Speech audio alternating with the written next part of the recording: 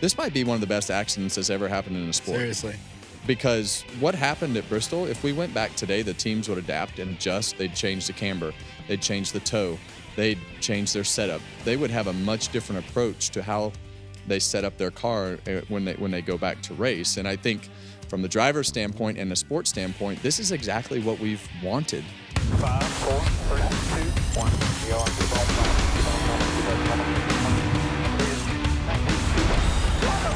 California's Kevin Harvick does it. Tree making right there. You're the man. Welcome to Kevin Harvick's Happy Hour, presented by NASCAR on Fox. I'm Kevin Harvick, Kaitlyn, Vincie, and Mamba Smith. And we are here this week to talk about a wild nothing to talk about, right? Literally nothing to talk about. I'm excited. We got to let this one cook. Yes, There you go. Kevin, I got to tell you, you've done a great job with all these so far. He really has. Well, I think a lot of that comes from you and giving me the proper way to use all of these phrases and words. So this week I had to go back and ask for a vowel. Or a proper explanation. So in the spelling bee, I don't know that I would have done very good, but I definitely needed a definition of use it in a sentence of how to use this in a sentence. I had to look it up too, honestly, because for the listeners and viewers, Mamba will send us the phrase or words to the group text, and then when I saw it, I was like, I don't know what that means. Yeah. So for anyone else who didn't know what it meant, it was let someone do their thing. Yeah, it's like, is that kind of let him cook, let him or her cook, which means let them do what they do best. And just let them go. And Kevin put it in perfectly with Kyle Larson. Let's roll the tape. Let's go make the best of it. Have a good night. Yeah, and as I listen to that, I think Cliff is sitting on a pit box just thinking, you know what, boys, today I'm just going to let him cook. I love it. But it's Kyle Larson. Very well done. And you do just let him cook. Right. Yeah. You just let him do his thing behind the wheel. And Cliff just teed me up perfectly with his radio conversation. And maybe it was Chuck, our producer Chuck, in giving me something that led right into where I could use it. But it worked out perfectly, and I didn't have to think about it for the opening part of the show. Listen, it's a team effort. And I do have to – I need some help from Josh over here. But because you picked Denny Hamlin to win the race, and you did win, I feel like celebratory beers – look at this. Necessary. And that's why I needed a straw for This KB. is what that was about. He asked me for a straw. And if you'll pass this over to our... A little frothy. Where'd we get this beer? Is Probably it fresh? from these Yeah, old it's fresh. Okay. 2012 maybe. All right. Oh, it's even cold. Yeah, well, it came from my house So right before I got here. We're toasting the fact that I picked the winner. You picked the winner. Okay. So congratulations. Cheers. Cheers. First Well one done of on the winner. First one who got it right all year, huh? That's definitely a different way to start the show. Hey, it is happy hour than I expected today. So yeah, we're living up to our name. Happy we really hour right are. Here. Yes. Well, I will say too, back to the word thing I've been very impressed with how you've been able to put those in so easily. And like, I wouldn't even notice if I didn't know that we're playing the game. Well, the first week with Lit, I think it completely sent Bubba Wallace sideways on what was happening with the question and the things he didn't know. So it's been fun. It kind of gets me out of my box, and it does. A little bit of it takes a little bit of thought to be able to realize that you have to do something that you're a little bit uncomfortable with, because you know that if you misuse whatever that word or phrase is, it could go drastically wrong. So there is a little bit of pressure. There is, yeah. What does Mike Joy think of it? Do you got to explain the words to him, I bet? So Mike is used to this little game with words. Okay. And apparently this is obviously not a new scenario, but we're using a much different generation of words than Mike and I are used to. So I didn't know that this wasn't new. No, you're dropping some TBT over here. Yeah. I didn't know that. Yeah. So apparently it's kind of fun and little side bets that kind of of different words or phrases. Mike can use much bigger words than I can, as you know. Yeah. And so we have to keep this simple but fun. Easy. We got the Mike Joy bobbleheads over here. Right. Do you want to show? We got him repaired. So funny story about him. This was sent to my house. When I opened it up, Mike Joy's head was off. Pick him up. So now we have it repaired. Good to go. We got a full They got booth. Kevin's. Everyone's heads on. They got Kevin's silver foxness in there really perfectly. Clint's head won't move. Yeah. that's- No, yeah, his Yeah. is not. It's that's probably not shouldn't crazy. move. Tucking Probably his shouldn't chin. move. Damn, Clint taking strays out here, my boy. All right. Okay. So we're here at episode 9. By the way, you didn't let me say my deal about subscription to our sorry. YouTube. Make sure you follow us on Facebook, Instagram, X, TikTok, on Harvick Happy Pod. We're so grateful to everyone who's been tuning in and listening every single week, which has been awesome. Thank you. But now it's time to talk about the race. Yes. And I don't even really know where to start. So I'm just going to let you start on what you're. So we dropped the green flag and they take off. And the next thing you know, we've got cars just dropping like flies, going backwards, some cars going forward. And we knew that qualifying, it all started in qualifying because we had Ross Chastain qualify last. Chris Buescher was in the back. Carson Hocevar, tried to spin out. And every time somebody would try to push the car any faster than it was capable of going, they would get loose into 3, they'd get loose into 1, they'd step out. And second lap wasn't very good. So qualifying was very strange to start the weekend. So it had the field really mixed up. So we thought at the beginning of the race, and there's going to be a lot of people coming and going. There's a lot of good cars in the back. But we got to lap 30 and we had big problems. And big problems. We had big problems. We had big problems with the way that cars were handling. And so, the first caution came out and everybody goes into pit and the tires are wore out, which we had been informed that the right side tires in practice had been completely worn out. And a lot of guys really confused after practice. Chase Elliott gave probably the best interview after practice, just talking about how confusing practice was and didn't really know what to think of his car. Group A and B were drastically different in speed and in the way that the cars would fall off. We're talking like 4/10 different with the fast laps comparable in the way that they fell off. So we get through qualifying, and that first run was like, wow, maybe it'll get better as they lay some rubber down. But it didn't get better the second run either. So I got to give credit to the teams though, because after the second run, it was like, hey, we got to do something different here. And really after the third set of tires that they put on, they only had 8 sets of tires plus their qualifying tires. So they knew immediately we have a tire wear issue that we weren't prepared for. We have to change the way that we're driving, the lap times and the pace. And then we started to see a good old-fashioned late model stock race that you had to pace yourself to take care of your tires and do the things that you needed to make sure that you could go far enough, because really what was happening in the first half of the race was they were racing from who was going to be the first caution. You just didn't want to be the first caution. So there was a sense of survival that you had to instill in your mindset, and you had to back that pace up. So we saw the Gibbs cars back the pace up to like 17 flats, which is in my mind super slow for a Bristol lap time. Right. But all of a sudden we had everybody backing up. Well, everybody's like, well, this is a good chance to get track position. So we had guys driving, passing a bunch of cars, and they'd get to the front, and then the other guys would be like, well, I want that track position, and just like a Cars Tour late model stock race. And so a lot of these guys had done that. And as we got towards the end of the race, the Gibbs cars picked up the pace and were able to, they had everybody beat with the way that their cars were handling. They were just better than everybody else, and they completely controlled the race. So the big story from this race, of course, was the tire management, and the veterans prevailed. I mean, we saw a lot of strength from Ty Gibbs, but he probably has never experienced something quite like that before. Right. And so the veterans, of course, rose to the occasion with Denny Hamlin winning. Yeah, so I think, it comes down to experience a little bit.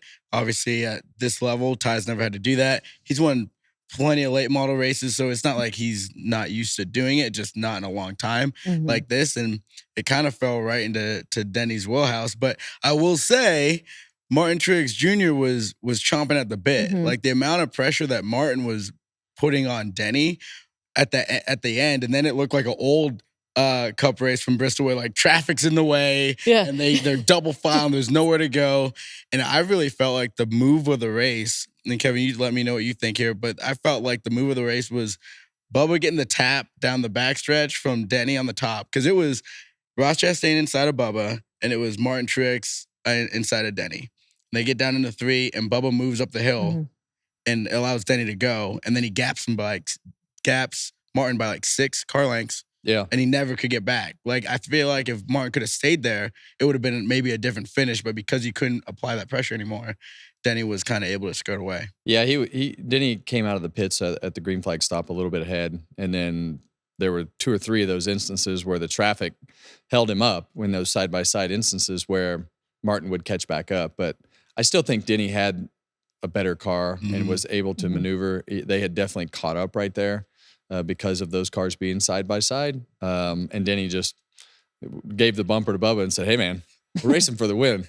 I'm lapping you. Get out of the way. I own this thing. I own you to get out of the way. Help me out, bub." Yeah, that's right. And so the 11 car, they did a great job adjusting on their car. And at the beginning of the race, it wasn't as good as it was in the middle and the end, and it just kept getting better. And then once that strategy came into play of how hard to run your car and knowing how hard to run your car, we heard Chris Gabehart and Denny talk about that once on the radio, and just, hey, we got to take care of it. We got to pace ourselves, and that fell right into Denny's wheelhouse. Martin did a great job too, but I think when you look at, Denny grew up racing at Southside Speedway and having to take care of the tires, and a lot of racetracks in the Southeast like that.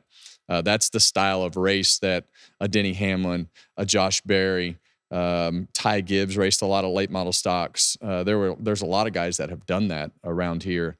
And that was exactly the way that it worked out. As you were watching it, did you kind of wish you were back in the car for a second? I didn't.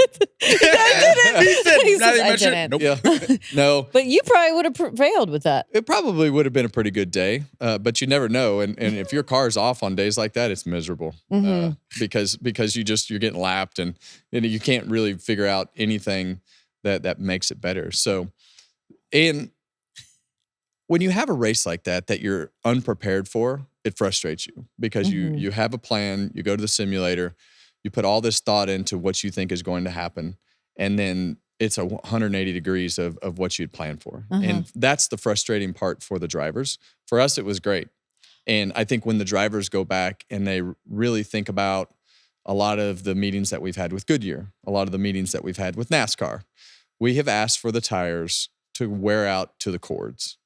Sure, this was extreme. But, this was definitely extreme. And I don't know, as we saw with Goodyear in the media center talking through what was happening, I really think they were on damage. They thought they were on damage control. This might be one of the best accidents that's ever happened in a sport. Seriously. Because what happened at Bristol, if we went back today, the teams would adapt and adjust. They'd change the camber. They'd change the toe. They'd change their setup. They would have a much different approach to how they set up their car when they go back to race. And I think from the driver's standpoint and the sports standpoint, this is exactly what we've wanted and asked for. I just hope we know how we got here. That's my big concern. Is we didn't expect to be here, and here we are.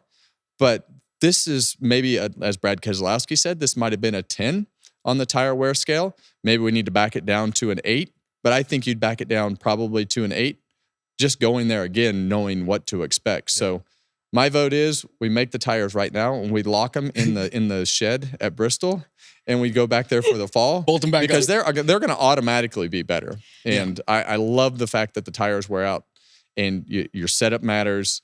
We didn't hear anything about an aero push. Nope. Nothing.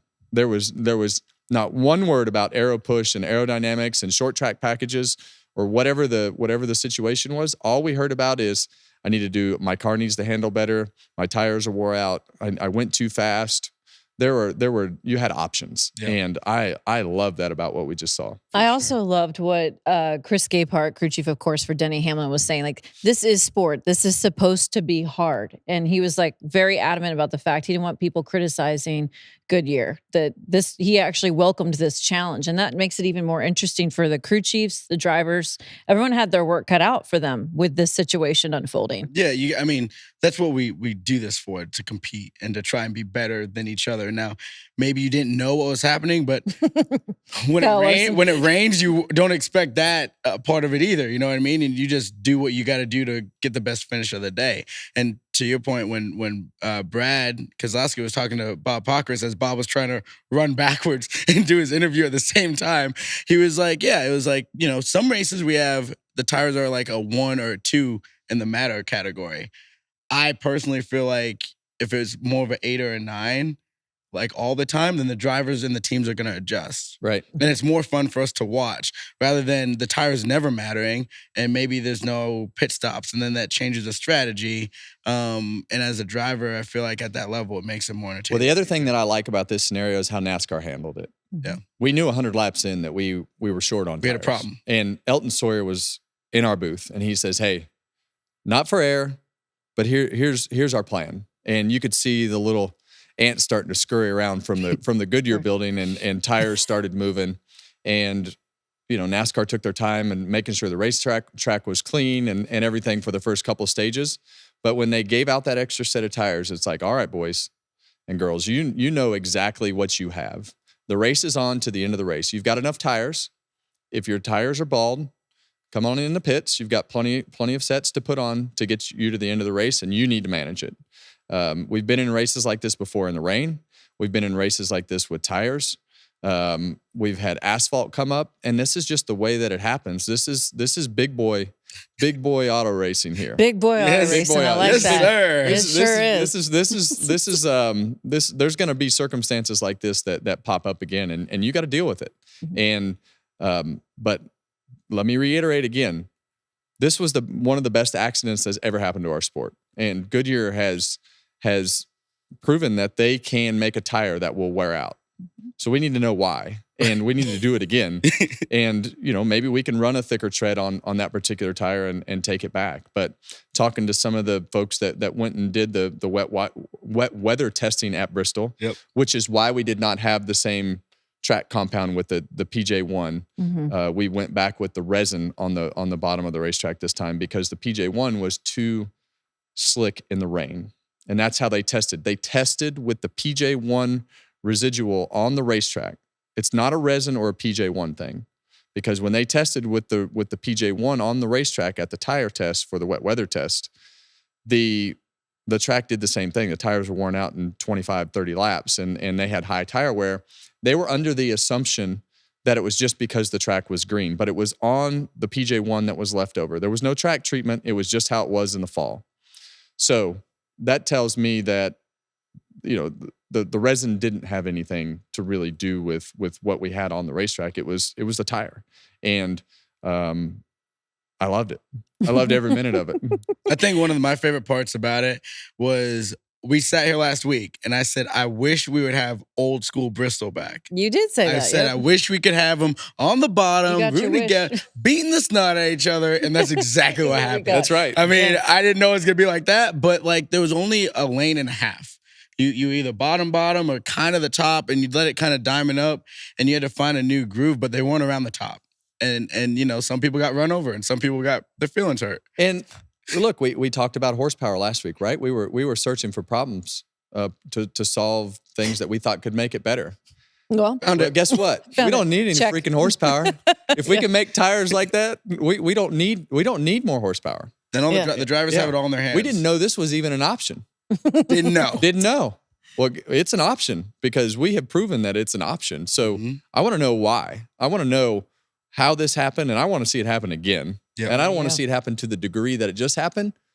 But if you don't have anything else, go ahead and bring those back. They'll figure it out. Those teams will get better. Listen, Kevin talked about, this is big boy auto racing, and not everyone was up for the challenge, and you could tell. But someone who was up for the challenge was the guys in the 4 camp.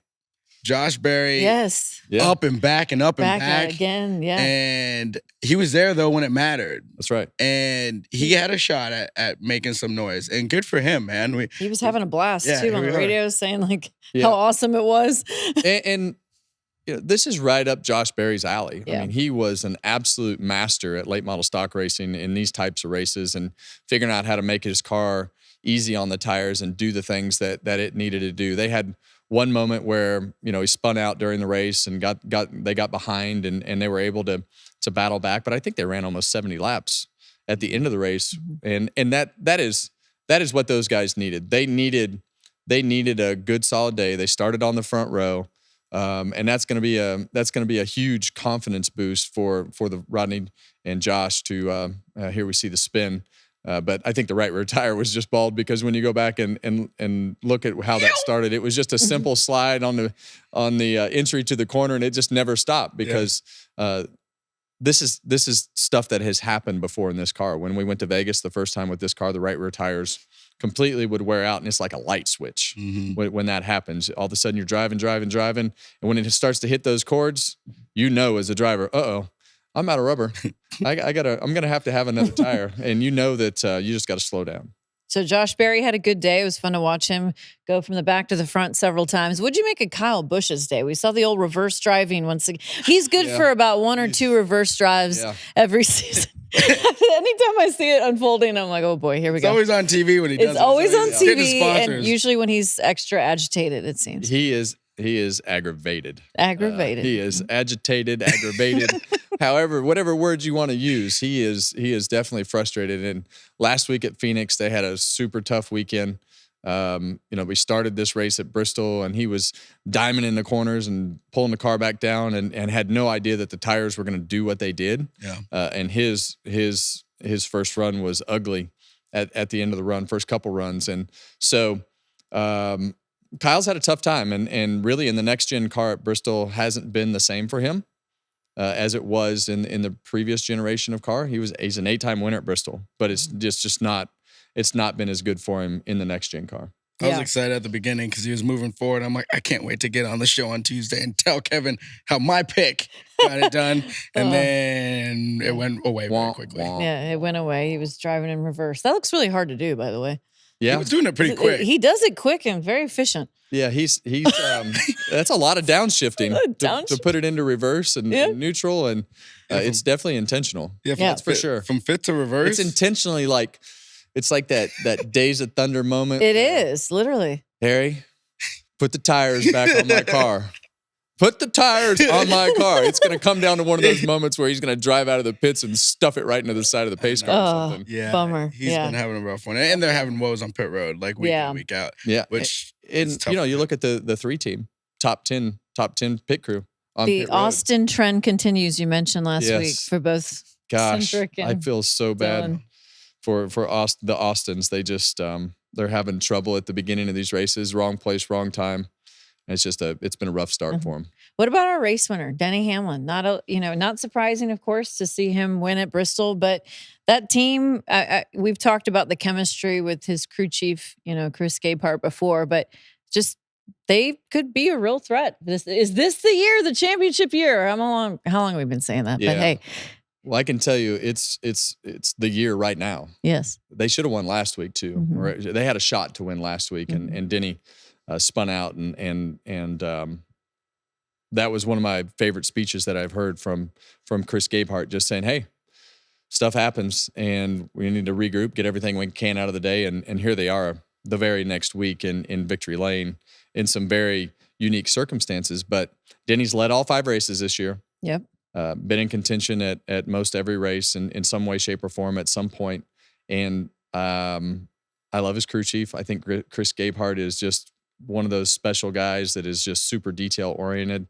The way he talks and speaks to Denny and the way they discuss things is very straightforward.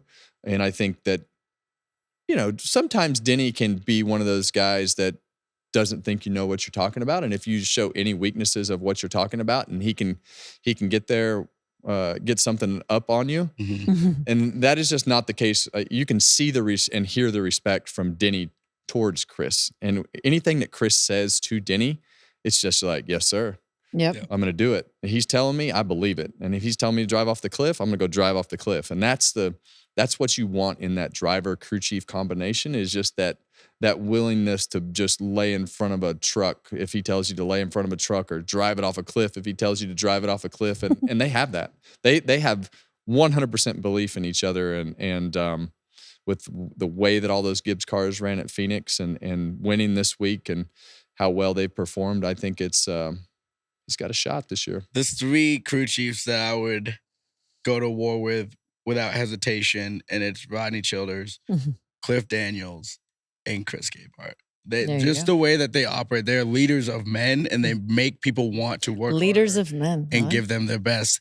And being on Cliff's kickball team for 6 years, of course, he yelled at me a lot. Yeah, we won a lot, and then being at SHR when we got this championship in 2014, like you saw it, you're like, no, I want to work for this guy. Yeah. If you went to war with Rodney Childers, he's just a steady Eddie. Has he ever raised his voice in your whole career with him? No, but you believed everything that he said. And well, that's good. There's a lot of times that I would sit there and watch afterwards. I'm like, did you really know what was going on right there? Because I don't think you really knew what was going on. That's amazing. And sometimes as a crew chief, you just have to be able to do the best thing from a psychology, mental coach standpoint to put your driver back in where he needs to be, and you deal with it later. But during that time, the driver's never second guessing what you're thinking because you're just not thinking that he would do that to you right now. Yeah. So, and I have some bad news for you. Cliff's going to bench your ass this year because you're hobbling around like Achilles. Yeah, what's the Achilles update? Like you're down a limb. So your kickball days are over. Yeah, we're getting a couple opinions on the situation for the Kickball Classic, for Corey LaJoie's Kickball Classic this year. When is that? It is October, so it's Charlotte. Yeah, it's you can heal weekend. Up. Okay. It just depends. Like if we can PT this thing, we'll be fine. If we got to go into the knife, do is quit screwing around and just go get it fixed, so you can be on the kickball team. There you go. I got some other things I need to do that first, so we'll see. We should get Kevin to play this year. We should get a Fox team together. How does it work? Is it like have teams? A team. Yeah. Oh, it is. Yeah, we've had a team every year. Oh, Josh is is always a part of it. Joshua he doesn't play. No, he plays. No, Josh plays. Jones. Oh, he does. Yeah, he plays. The first year that we did the team, I went and I got there, and the first guy that kicked was Josh's best friend. And he kicked, and I swear to you, his hamstring locked up, and he was flopping around like a fish. And he had the biggest black and blue hamstring. For some reason, that's how I envision you, minus the black and blue hamstring. First off, I'm a 4-time MVP of the kickball league. I'm like a 7-time champion. Is that on your Twitter bio? No, it doesn't need to be. MVP? Everyone just knows who the man is when it comes to kickball. I will say, you need to ask Kyle Busch about playing kickball. He played the first year, and then they had the roll, because the Roval was that weekend. And I saw him walking around the track. I'm like, "Hey man, how's the hammy?" Oh, it's still locked up. I'm like, "Good luck today, then." Like, I'd like to see Kyle Busch and Brad Keselowski in a one-on-one basketball game. What do you think? I don't want to do that too. BK? Yeah, we've seen him play basketball. I think that would be amazing. Have you seen those clips? It would be pure of him playing. Can you shoot? I mean, I get beat by my 11-year-old, so I don't have much room to talk. But your 11-year-old's pretty sporty though, athletic though. It depends on the day. But don't tell him that. I'm just saying. He doesn't need to hear that. He doesn't need to hear that. No. He's already doing enough. Yeah. Yeah. Every time you like pump him up a little bit more, it's like 4 times what you thought you just did. Yeah. Well, there you go. All right. To be determined on this whole kickball. Yeah, we'll come back to that. Wait, are you a steel-toed boot guy? Are you legal? No, I'm legal. What kind of shoes do you wear? Usually some type of Puma. There you go.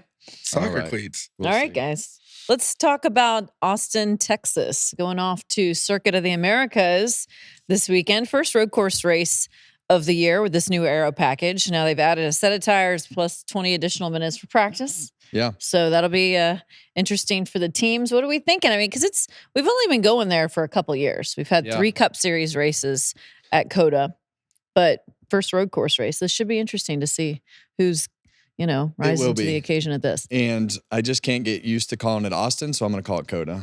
It's COTA. Yeah. It is COTA. I just, COTA is just COTA, right? Yeah.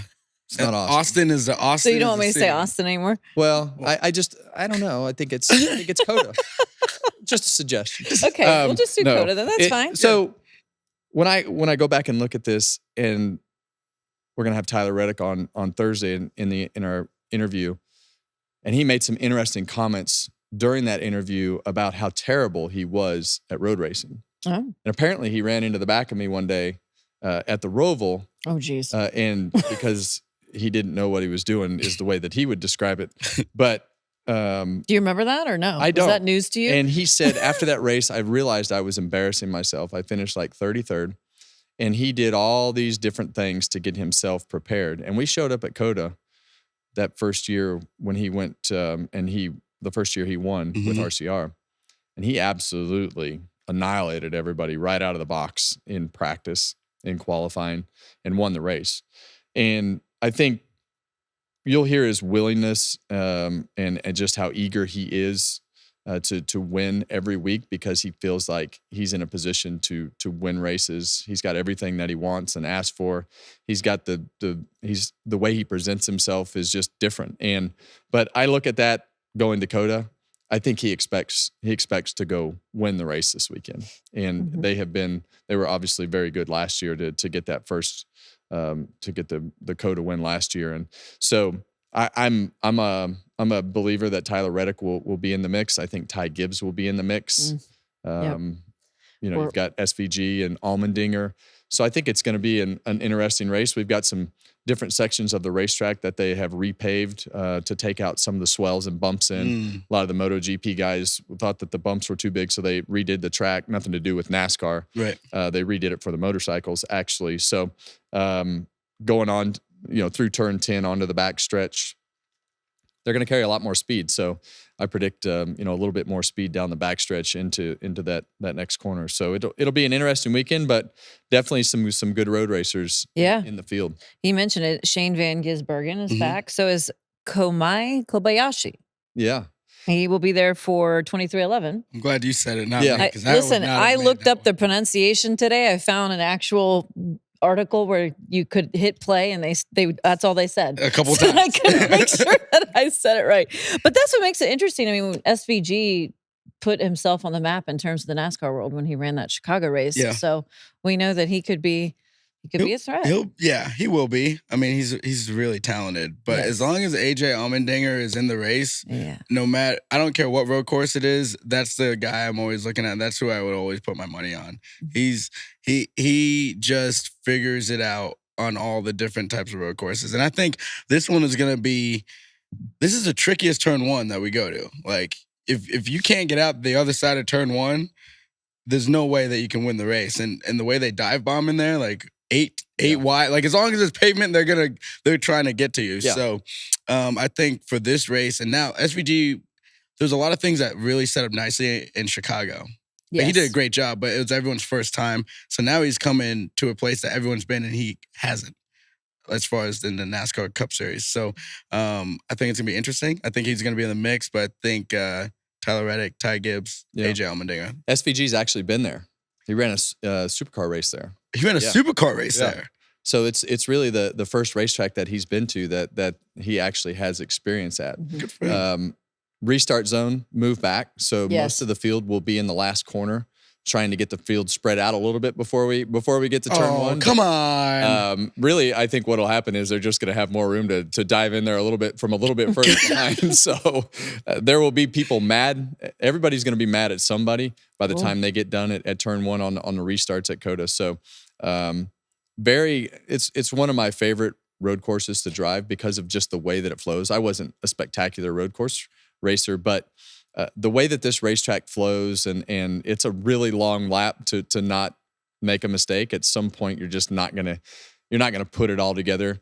So it's a fun place to drive. Looks like it's gonna be dry, so it's good. It's probably one of the scariest moments that I've ever had in a race car. That first year there, the first year in the rain, you could not see anything. That was crazy, and everybody was like, "We got to race in the rain." And finally, I'm literally going down the back straightaway, riding against the guardrail so I can find the next corner. I'm looking to the left. That's kind of scary. Going down the back straightaway. And that's when they all checked up in front of me. I ran over Bubba Wallace. And remember, that's when Cole Custer crashed. His car was on fire and the cars were still going. You literally could not see anything with all the spray going down the back straightaway. And the way that COTA is, all that water runs from the top of the racetrack down to the back straightaway. So it was probably the most frightened that I've ever been in a race car.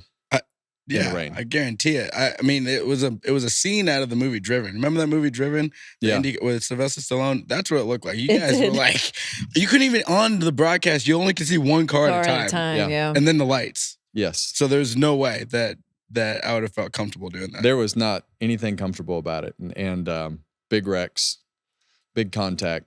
and you had no idea that it was coming. Well, I'm glad the weather's looking better then for this weekend. As I mentioned before, 3 races there. Chase Elliott won the first one, which that was kind of a mess. Ross Chastain, what do you expect to see out of him this weekend? Because I feel like it's been a bit of a more quiet season so far for Ross. But he got his first career win there, first for Trackhouse. So what do you think we might see out of the old watermelon farmer? Yeah, well, I think Ross, I think they'll run good. I think that SVG will even make the road racing program better at Trackhouse just because of his expertise in that category. And it gives you something else to shoot for from just a good old stock car driver standpoint. You don't want the road race guy to come in there and show you up. So most of our guys in the Cup Series now are very capable road course racers, and racing with Allmendinger for so long, it just elevates the fact that everybody can get better, and everybody has gotten better at the road racing stuff as we've seen with Reddick and Ross Chastain, and Ty Gibbs is going to give them a run for their money. I think he's definitely a really good road racer, and a lot of the first time winners that we've had lately have come on road courses. That's true. So being able to this might be the weekend for Ty Gibbs to get the W. We are going to keep on that Ty Gibbs train until it happens. We've been mentioning him every episode, but we got faith in the young Ty. I understand. When you have your guy, you got to will it.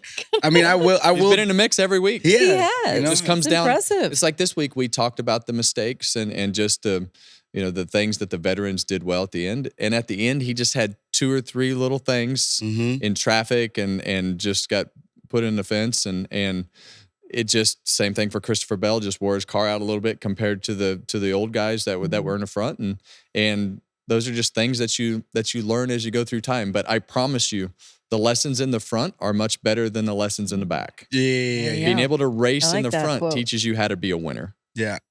My favorite part of this racetrack is after turn 1, and then you get into the S's. It just seems like the way we race here, you can really work each other through the S's without wrecking. And it seems like it's the most entertaining part of the racetrack is through the S's side by side. Yeah, and the interesting part for what NASCAR does at COTA is there's a lot of runoff outside of the curbs. Yeah. So through the S's, you can run all the way over the curbs as long as the opposite side tires are still on the curb. So you'll cut pretty much as you can to keep the opposite right or left side of the tires on that inside curb. So you'll straighten out those S's. But when you get over to 6 and into 7, you have to have the car in the right spot. So a lot of times you carry too much speed into that part of the racetrack real easily, and you slide past where you want to be on the racetrack. And if the car is not positioned to where it needs to be for 7, 8, 9, it becomes difficult to get through 10 correctly. So it's a fun racetrack. You can make a lot of speed by putting the car in the right spot. You can also lose a lot of speed because the car is not in the right spot by carrying too much speed. It's very easy through the S's. It's easy through, the back section is very technical. So it'll also be interesting to see those new sections of pavement if that makes some of that less technical and you're able to get away with more. You also wear out your tires there quite a bit, which is a hard thing to manage. Yeah, some of that asphalt, like the corner coming onto the back straightaway, I don't remember if that's 10 or 11. I think it's 11. There's so many corners in the 3 point whatever mile lap that Joey Hand used to make fun of me because of it would take me forever to just remember where I was going. I had never been there. A lot of guys had been to the racetrack and we never tested there or did anything there. So it would take me half my simulator session just to figure out where the hell I was going. Because it was hard for me to remember what I was doing. So we do all that on the fly, but it's got good markers. They're good brake markers, and once I did it once, you had a pretty good reference. But some of those markers will change. I love the fact that they're having an extra practice. Mm-hmm. I think that would be good at a lot of places. One extra set of tires, and being able to make more laps because that first session is usually so short, you never have time to kind of take a breath and before qualifying. So I'm glad I like the fact that they're having a second session. Have you called a road course race yet in the booth and in your Xfinity stuff? I called the truck race last year. Yeah. Oh, that's right. Yeah, you were with us with trucks. Yeah. Okay, so you'll be definitely different, but fun. Road racing's fun, and I think being able to explain all the different strategies and just the way that the guys have to brake and downshift and all the things that they do in the car is even more spectacular than what they do on the oval. So there's a lot going on inside the car for sure. Will Chief Hype be out there this weekend? You going? I'm going. You are? Yeah, okay. yeah. For your other duties? Yeah. So I'm not doing driver intros, but we got a little vlog action. With the YouTube page, Mamba Smith 34 YouTube page. We're dropping a vlog look at this episode. Okay, a little vlog episode. Yeah, so love it. We'll be on the lookout for that. Yeah.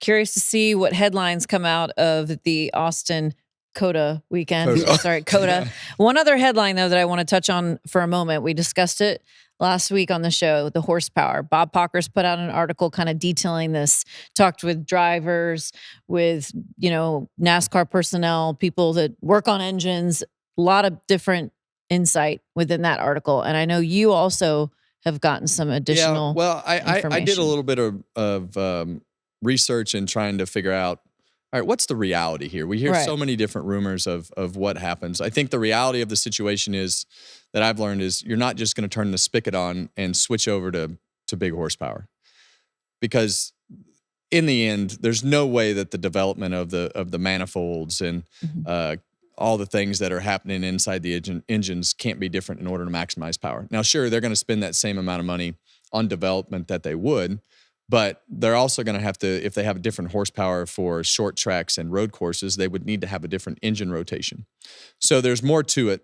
There needs to be a runway to how do we get there? Well, the first thing we need to do is put the freaking horsepower in the car at one of these damn tests, and let's see if it's better. Okay? Right. We've got 3 different engine builders.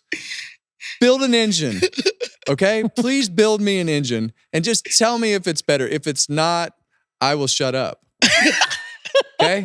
You heard it. If it is You heard it better, here. let's give the engine departments a runway to get there next year so that we can have more horsepower. If not, let's just be done with it. Yeah. So there's way more to it than just turning the spigot on and saying, hey, we want more horsepower. And I think it's you have to be fair to the engine shops and give them the proper path to get there and understand what the rotation would be, what the development would be, all the things that come with changing it. But why can't we test it? Hey, Harvick, not happy pod. Yeah, Harvick, not happy hour. I don't right understand. now. Let's This test segment. it. Let's quit talking about it. Let's just get it over with. I mean, I'm with you. Like we test everything else. Everything. We try everything else. So we literally have got to this point where this is the last thing to try. And we talked about it like before we had the 550 package, right? And then you guys tested it with more horsepower and went this way. We did the initial next gen test at Charlotte, and everybody was like, "Wow, I'm out of things to do. I don't really know what to try." Doug Yates says, "Here, put this on." We put 200 horsepower in the car, and it was like, "Oh, this is so much better. So many more options as a driver, and here we are. That's what we're racing." And I just, I get a little bit frustrated with the fact that we just can't put it in a test to see if it's even a path that we even need to go down. Because really, when we put diffusers, splitters, all these other things, there's been several times that we said, oh, this is really going to make a difference when you look at CFD and some of the different things. And it really doesn't matter. Right. And I just, I know that all the engine shops can do it. And I think it just needs to be put in a car and tried at one of the tests to see, let's just see what the difference is. Yeah. The other thing I can tell you though, we don't need the engine.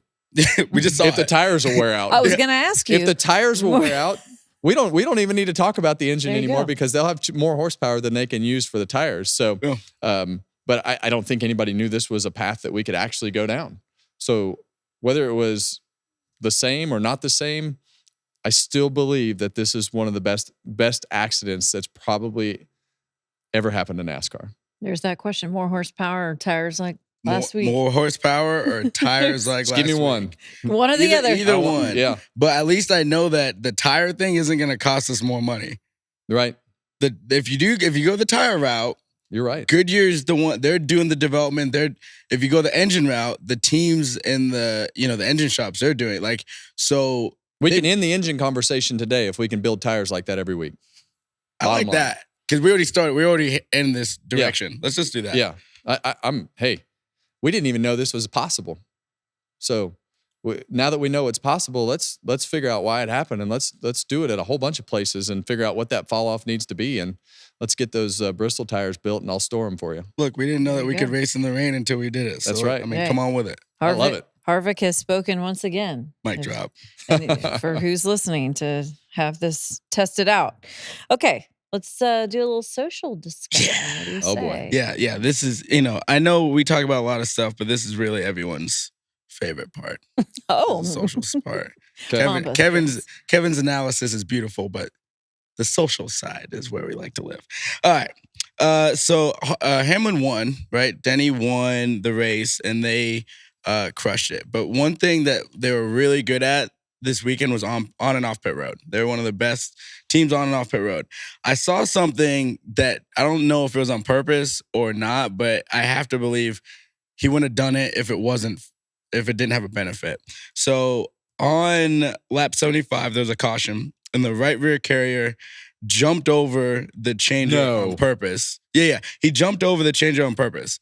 I've never seen that before. I had to stop and rewind and had to rewatch it again. Are you sure it was on purpose? Yeah, because he was looking at him.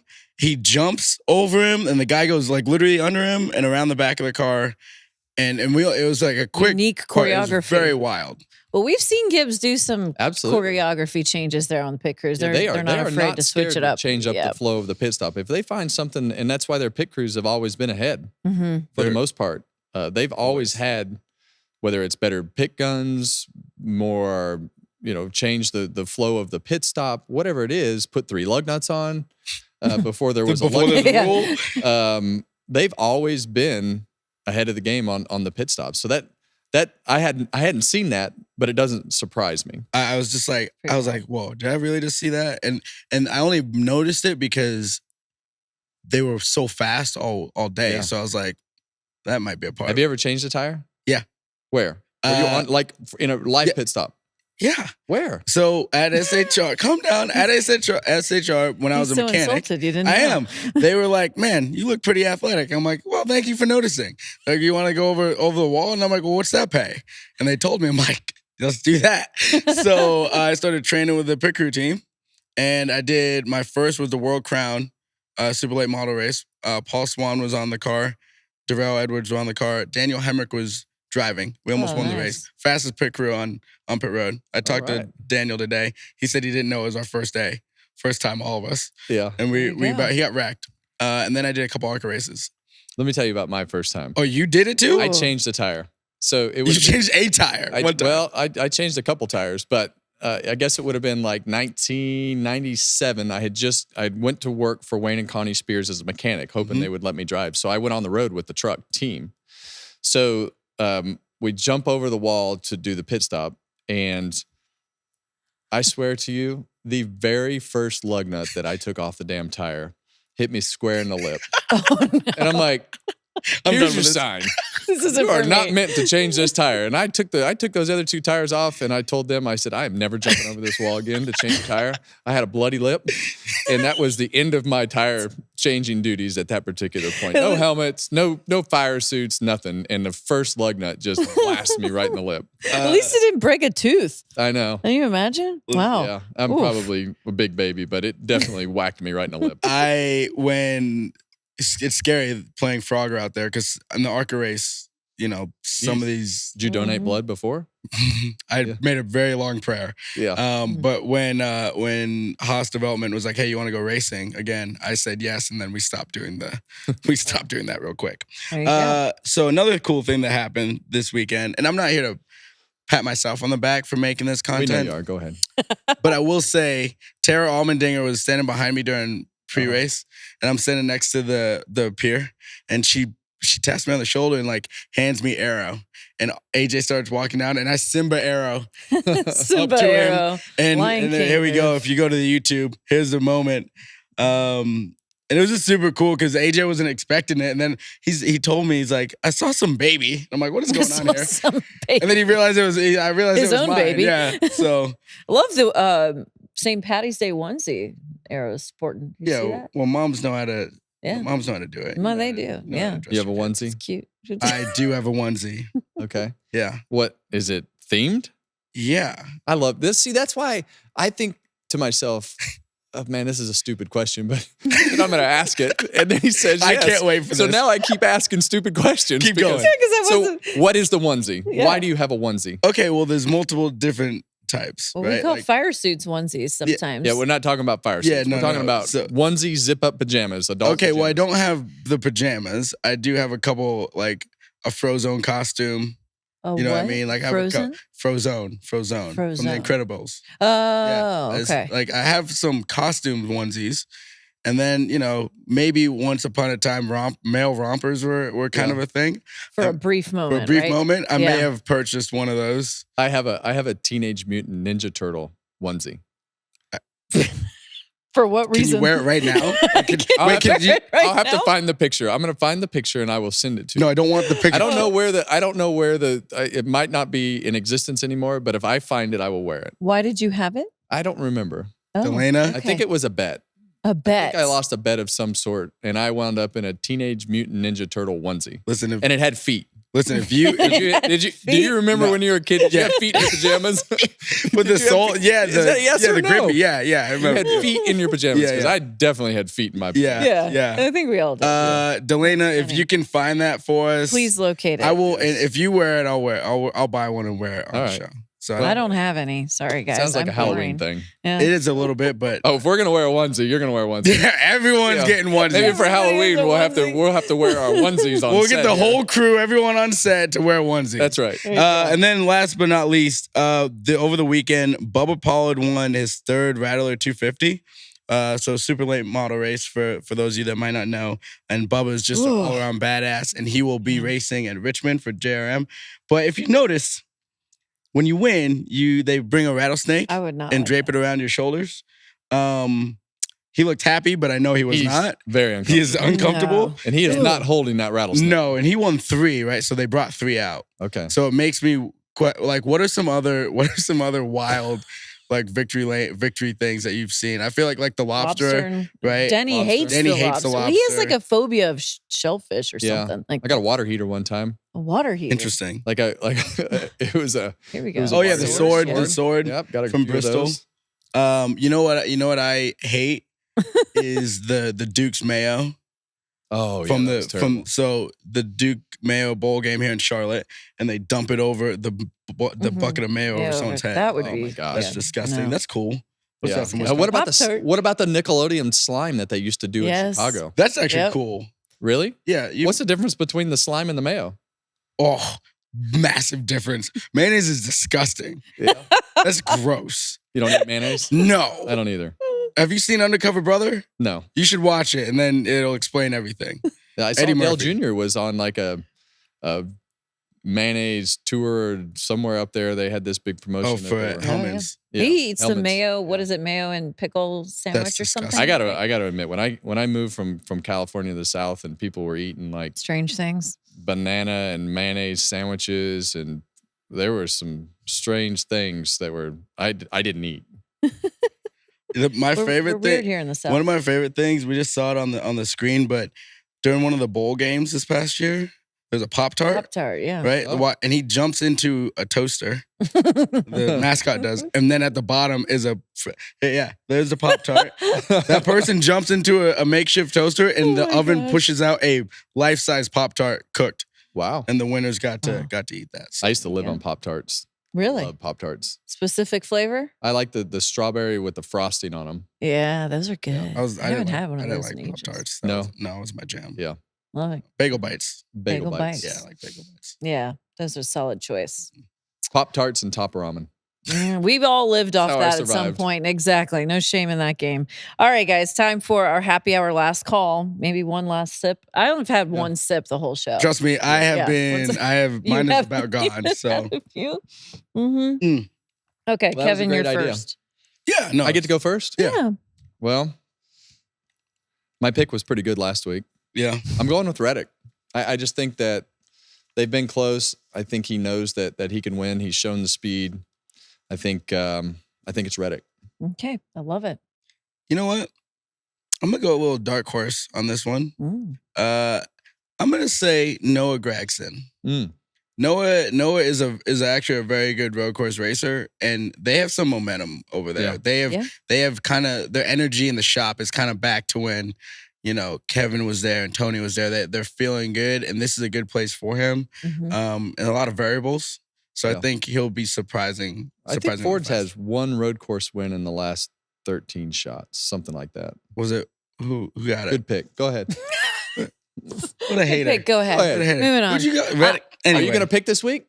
I guess I want to pick Ty Gibbs. We've talked about him so much throughout the course of the season. You've gone over to the dark side. No, I picked Raja Caruth to win in Vegas, and the young guys have been delivering for me, going out on these limbs. Yeah. Well, next week she's going to pick Denny Hamlin because you picked him already. Yeah. So here we go. For next week? Yeah, watch her pick Denny Hamlin next week. Okay. Well, yeah. We'll see. Got to go with the wisdom. I do want to ask our listeners and our viewers. We need some help. We need a name for our group, our regulars, our patrons, if I may. Like the rowdies, like Kyle Busch has. Like some sort of. Yeah, we need something to galvanize our community. Do you have any good ones off the top? We used to just call it Harvick Nation, but that doesn't really fit the show. No, don't. Yeah, we can like the Hapsters or something. Ooh, Hapsters.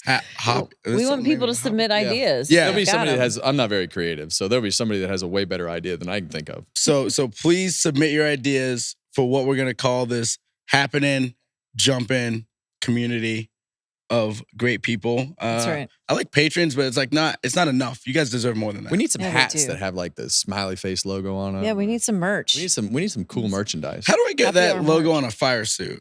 A fire suit? Yeah. On a onesie? Are you gonna wear your onesie up on to announce the starting lineup? Yeah. Yeah, that could be a good advertisement for us. In front of all those people, you need to wear some happy hour stuff. I like that. That's a good idea. You figure that out. You're the boss. We can figure it out. Okay. All right. We'll get you a real thin onesie. You can wear it again at Halloween. Thanks.